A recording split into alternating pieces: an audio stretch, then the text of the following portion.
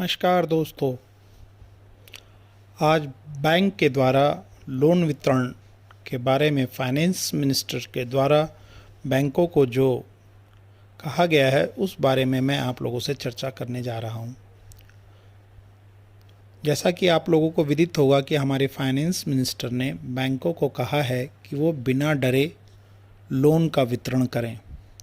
वो ना सीबीआई से डरें, ना सीवीसी से डरें, ना सीएजी से डरें और बिना डर के लोन लोगों में वितरण करें।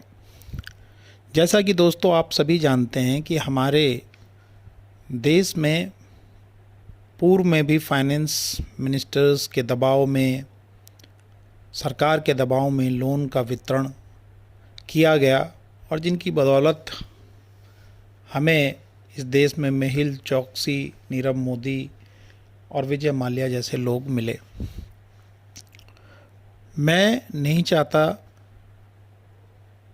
या मेरे ख्याल देश की हर जनता, आम जनता नहीं चाहती होगी कि बैंकर्स किसी भी दबाव में आकर लोन का वितरण करें, चाहे वो वर्तमान सरकार हो, चाहे फाइनेंस मिनिस्टर हो, या उनकी बैंक की टॉप अथॉरिटीज़ का दबाव हो। क्योंकि बैंकों में रखा पैसा आम जनता का पैसा है और जब जब हमने पूर्व में देखा है और इस सरकार में भी देखा है कि जब जब दबाव में आकर बैंकर्स ने काम किया है तो हमारे देश का बहुत सारा पैसा डूबा है।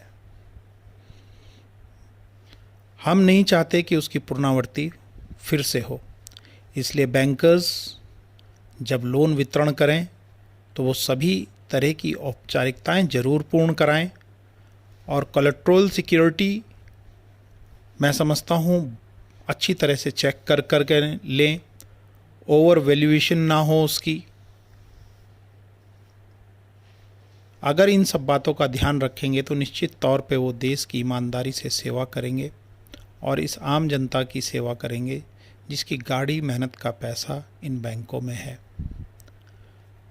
क्योंकि हमारे सामने बहुत बड़े बड़े वादे सरकार ने किए थे कि जो लोग हमारे इस देश का, हमारे बैंक का पैसा लेकर भाग गए हैं उनको वो इस देश में वापस लाएंगे, वो एक एक पैसा हमारा वापस लाएंगे।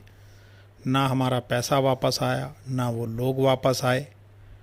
और फिर यदि इसी तरह से दबाव में आकर बैंकर्स ने काम किया, सरकारी प्रेशर में आके काम किया, तो ऐसे ही तमाम आगे फिर नए नए लोग पैसा लेके भागेंगे और सरकार कुछ नहीं कर पाएगी, किसी को नहीं ला पाएगी, ना पैसा आएगा, ना वो लोग आ पाएंगे।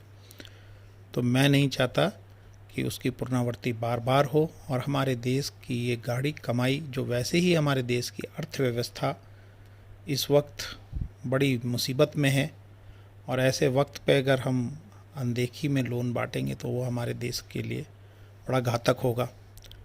और वैसे भी आप जानते हैं कि बैंक में यदि 18 महीने के अंदर कोई लोन डिफ़ॉल्ट होता है या एनपीए होता है तो उसकी सीधी जिम्मेदारी बैंक मैनेजर की होती है। कोई मौखिक रूप से कोई सरकार, कोई फाइनेंस मिनिस्टर कुछ भी कहे, लेकिन उसकी लीगल कॉन्सिक्वेंसेस उस बैंक मैनेजर, उस बैंक को झेलने ही पड़ते हैं और कर्मचारी बाद में इसमें सालों साल अपने कोर्ट कचहरियों के चक्कर काटते हैं। तो हमें सावधान रहना है, किसी दबाव में आकर किसी लोन को वितरण नहीं करना है।